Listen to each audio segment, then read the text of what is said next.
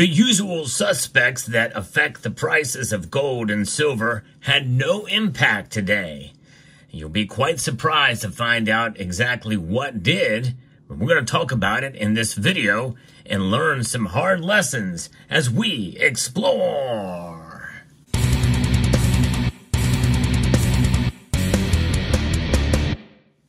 What happened today should set an example as to why it's very difficult to really predict where gold and silver prices are going to go. But one thing is for sure, and I've noted this in a video from many years ago, that it really boils down to words. That's right, just words can move the markets. It especially depending on who says those words. And it must be somebody who has a very powerful position, whether it be a powerful politician, or even more importantly, a very powerful banker, like the biggest and most powerful banker in the world, the Federal Reserve Chair. And that's what we're going to talk about today. What Jerome Powell said caused the prices of gold and silver to drop. And we're going to first visit the markets here moments before they closed down. It was a pretty big drop for the metals, although not massive. It wasn't like a plunge in price, but they did scale back pretty big. In fact, the gold fell almost a percentage point, down $26 today to $2,632.90. Now, for those of you who are at my Market Watch live stream last night, both metals were up, and they were up a pretty good clip, actually, notably. So it just goes to show you that the Asian markets felt completely different about where gold and silver would go on this Monday. Silver is down 1.6% now, down 50 cents to $31.21. Still holding on above that $31 mark, but far short of our $32.50. In fact, it got to a high of $31.93 last night, just after we left the broadcast for the Market Watch.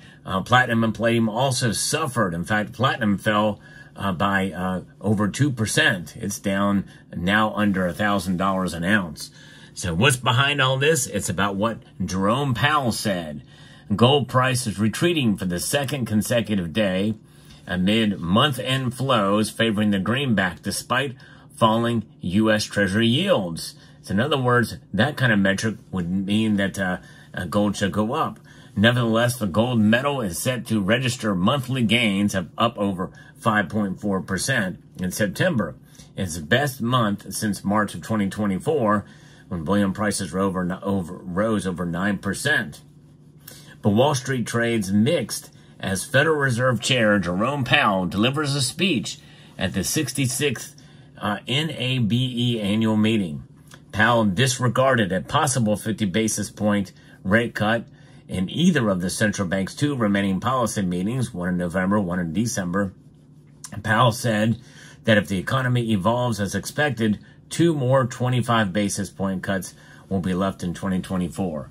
In fact, I was a little bit taken aback when I first heard about that there was a possibility they may lower them another half-point cut. That would be very aggressive and would surprise me greatly if they did that in November. But the markets were apparently pricing that in, and that's one of the reasons why they had spiked up so much, both metals. In fact, silver was doing very well and surpassing gold even in recent performance.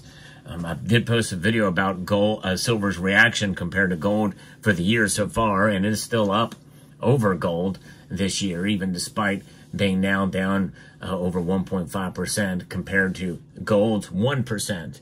A pretty good year for silver, I would say, even with this recent pullback. But it boils down to what Powell said. His words, he put a squash on those kind of sentiments, the hawkish sentiment about what the Fed is going to do. Now, one thing we know that the greenback, which is measured by the U.S. dollar, it's risen 0.15%. In fact, this article here from FX Street has it at 100.56. But let's see if we can get more recent numbers as to what the dollar index is, because that is a good indicator to see what's going on. It is up. It's now up 100.76. So this is one of those cases where the dollar is rising and the precious metals fall. And that strength of that dollar compared to other currencies out there is really been perpetuated by what Jerome Powell said. Everything moves and hinges on his words. Yes, indeed. And this is in spite of the geopolitical situation we find ourselves in as well. We'll get to that in a moment. Now, this headwind for the non-yielding gold and silver as well, 100.76, a light economic docket in the U.S. saw the Chicago National Activity Index, known as the Chicago PMI, improve for the third consecutive month, yet remain in contradictory territory. Geopolitical tensions remain high after Israel attacked Hezbollah's headquarters in Lebanon, killing its leader in the attack. It's been proven now. It's been confirmed. Although it warrants further upside in gold prices, according to analysts, bullion has fallen to gain traction. And you know what? I think that even as Lebanon troops enter, or Israeli troops enter Lebanon as I record this video, I don't think it's going to have that much of an impact unless Iran gets directly involved. Israel has been kicking Hezbollah's rear end upside down. They are completely decimated at this point. They do face some fierce warriors that have battle hardened in Syria over the past decade or two.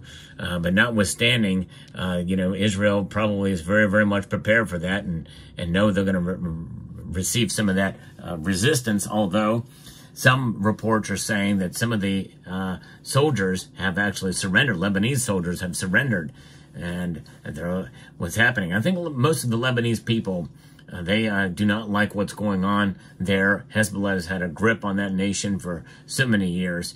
But nonetheless, I don't see things escalating too much. There's already been a lot of very brazen, bold attacks, very successful as well by Israel. I think the world is just kind of wowed by their prowess and those moves. So I don't know that this is going to have a dramatic impact unless Iran does come out with this statement. And again, that would be more words. If they come out with a very strong threat, that could move the markets. Gold and silver could react accordingly. Or if they actually do attack, that could move the markets as well too. But Israel continuing to be aggressive against the attacks, and not only there, but in Yemen as well with the Houthi. They've been struck as well on two different fronts, really three different fronts. They're still fighting in Gaza and Rafah. But they've largely, they've almost completely destroyed Hamas's ability to wage warfare or attacks against them. So this is something that we have to take into account too. Pay attention to what's going on in the Middle East. Meanwhile, China's economy remains languishing, which has triggered a reaction from the government. The People's Bank of China is adopting additional measures of stimulus to the economy, which has triggered flows towards its skyrocketing equities market. We need to watch China. There is a little bit of conflicting reports there. Some say the economy there is fine, but I do believe to some extent there is trouble ahead there. And if they're going to be doing a stimulus measure, that means quantitative easing on their end as well. In the meantime, quantitative easing is happening here in the United States. We likely will probably see more inflation come down the pike. Especially with de-dollarization continuing to rear its ugly head against the dollar, and which is continuing to inflate. There's geopolitical reasons why people are abandoning the dollar around the world, or trying to declare independence from it. It's going to take some time, but those little nibbles and chinks in the armor of the dollar will continue, and likely for a couple of years. So unless things dramatically change. The Chicago Fed National Activity Index that we talked about has improved for the third consecutive month, rising 46.6. It's amazing how many different economic indicators, things that we have here of what we see happening. And the other thing is the personal consumption expenditures price index report was mixed. It had no impact, essentially. And so market participants have increased the odds of a 25 basis point rate cut to 56.4, up from 46.7 in the previous session. The chances of a larger 50 basis point cut are now at 43.6, according to the CME Fed Watch tool. So that's what we've got going on there. But gold and silver moved by words, essentially, by Jerome Powell. putting the kibosh on this idea of a 50 basis point rate cut. So we'll see how it plays out. But in the meantime, during times like this, there are lessons we can learn from it. And what are those lessons? That is very difficult to really predict. Data that would otherwise really be all but ignored could come in that could move the markets dramatically one way or the other. And we have to take that into account. Things come out of left field. I remember I did a video about silver's price rising because of what happened in Japan.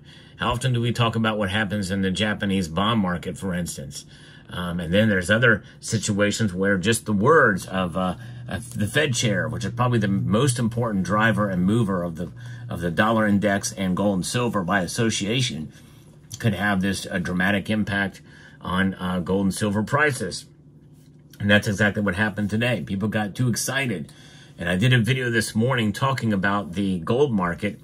Everybody's all excited about gold, but yes, it could actually, that gold bull market could be ending. It's quite a possibility. We have to think about it. Gold's done so well for long enough now that maybe this is near the top. I don't know. $3,000 is certainly not something that should be discounted, though. We could still see that happen.